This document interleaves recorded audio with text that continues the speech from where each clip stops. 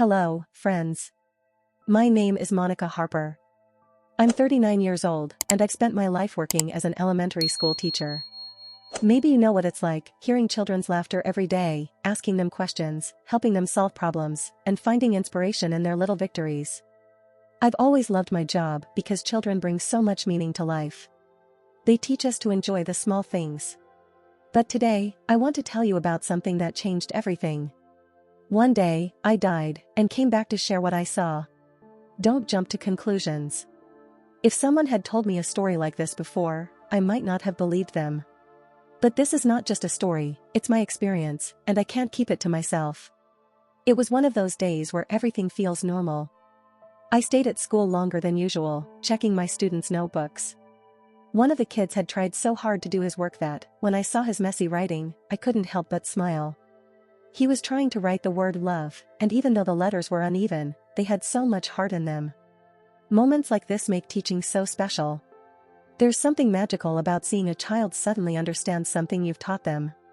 That look in their eyes, that "oh, I get it" feeling, it's worth everything. If you've ever seen that moment, you know exactly what I mean. By evening, I was tired, but it was a good kind of tired.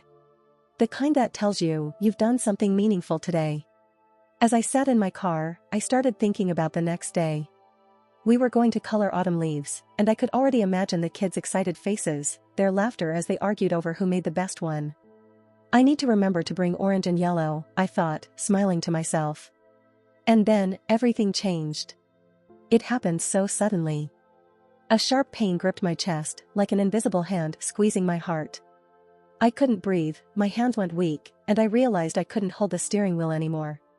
The world around me slowed down. My mind was panicking, but my body wouldn't respond. I could hear my heartbeat growing fainter, as if someone was turning the volume down. And I thought to myself, is this it? Is this how it all ends? Right here, on this empty road?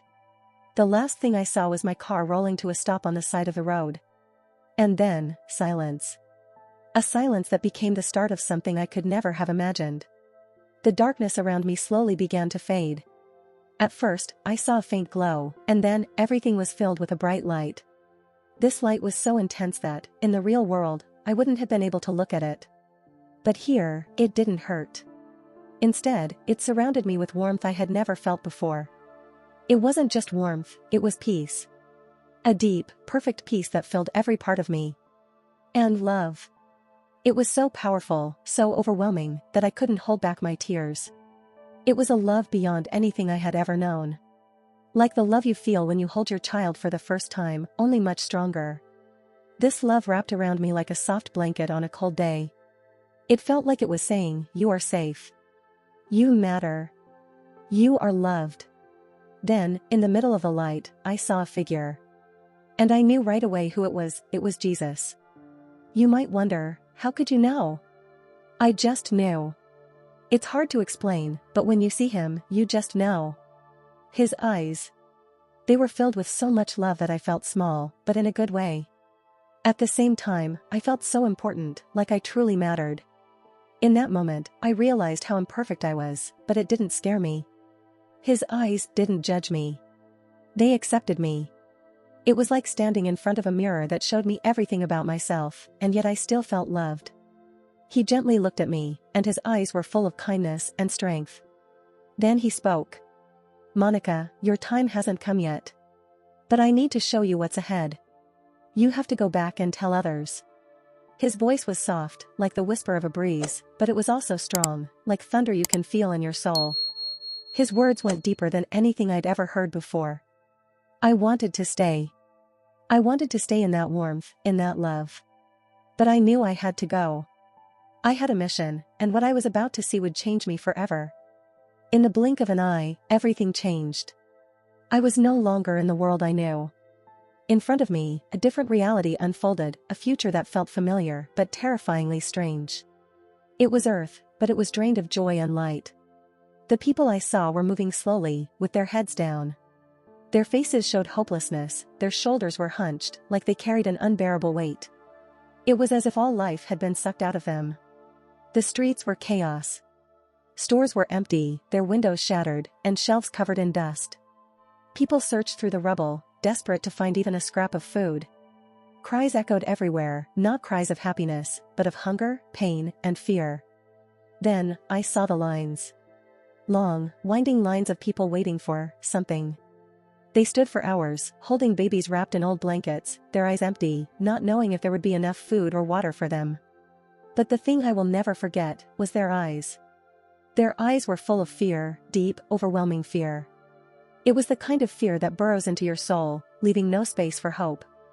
I could feel it, like an icy wind cutting through me. I wanted to shout, to stop it all. I wanted to run to them and tell them it would be okay. But I knew it wouldn't. This was the future, and it had already begun. And then, suddenly, everything shifted again. In the middle of the chaos, a man appeared. He stood tall and confident, his voice calm and steady. People who had looked so lost just moments ago turned to him, listening as though they were hypnotized. He spoke with conviction, and his words seemed to carry truth. His promises sounded like salvation. He said, "I will bring order. I will end your suffering. All you need to do is accept my mark." I watched as people began nodding, agreeing. Their eyes lit up, but it wasn't a light of hope, it was the desperate flicker of someone clinging to anything to survive. They wanted to believe that this man could save them because they had nothing else to believe in. But as I stood there, watching, I felt a chill run through me. I knew this wasn't the answer. This wasn't salvation. It was a trap. And even though I didn't fully understand it yet, I could feel that the mark he offered would only bring more suffering. But the people were already following him. Then, I was shown how the mark would be introduced. At first, it looked like an amazing new technology. People were told it would make their lives easier. With this mark, they could buy food, pay bills, and travel without needing cash or cards. I saw advertisements showing smiling families, happily scanning their hands over devices to pay for groceries or unlock doors. Everything seemed so simple, so convenient. But then, Jesus revealed the truth to me. This mark wasn't just technology, it was a symbol of rejection. A rejection of God and submission to evil. I saw what happened to the people who accepted it.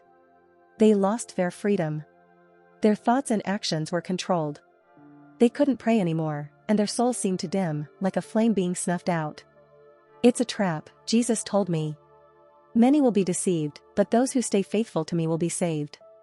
Then, I saw another group. These people looked tired, their faces worn by hardship. They couldn't move freely, buy food, or get help.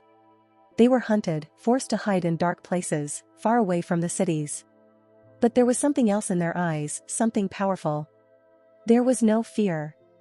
Instead, their eyes shone with a light that couldn't be extinguished. It was the light of faith. These people supported each other. They shared the little they had and prayed together. I saw them hiding in forests, abandoned homes, and caves. Their lives were difficult, but their hearts were strong. Then, Jesus showed me that they weren't alone. I saw angels coming to them. The angels brought them food, just enough to survive. I saw water appear miraculously when they were dying of thirst. I saw a man who was gravely ill, suddenly healed after his brothers and sisters in Christ laid hands on him and prayed. It was a miracle.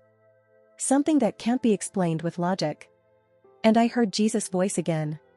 He said, "I will never abandon those who remain faithful to me.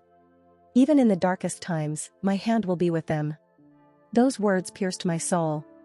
I realized that, despite their struggles, these people had gained something far greater. They had a peace that didn't depend on their circumstances.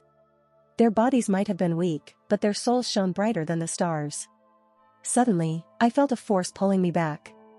I didn't want to leave. That place, that love, that peace, I wanted to stay. But I heard Jesus' voice one last time. "You must go back. You have a mission." And then, I opened my eyes. I was lying in a hospital bed. Bright lights shone above me, and I could hear the voices of doctors and nurses. One of the doctors looked at me with amazement and said, "You're a miracle." Your heart stopped for several minutes. "We didn't think you would come back." But I knew it wasn't just luck or a coincidence. I had been sent back for a reason. Friends, I cannot stay silent about what I saw. Every moment, every word spoken to me, was so clear and so real. The mark of the beast is not just technology. It's a spiritual choice. You might be deceived by how it's presented, convenient, safe, progressive. But remember, it's a trap that leads you away from God. Seek the truth. Seek God. Even when the world tells you otherwise, stay faithful to Him. He will never abandon you. Thank you for listening to my story. Please share it with others so more people can know the truth before it's too late.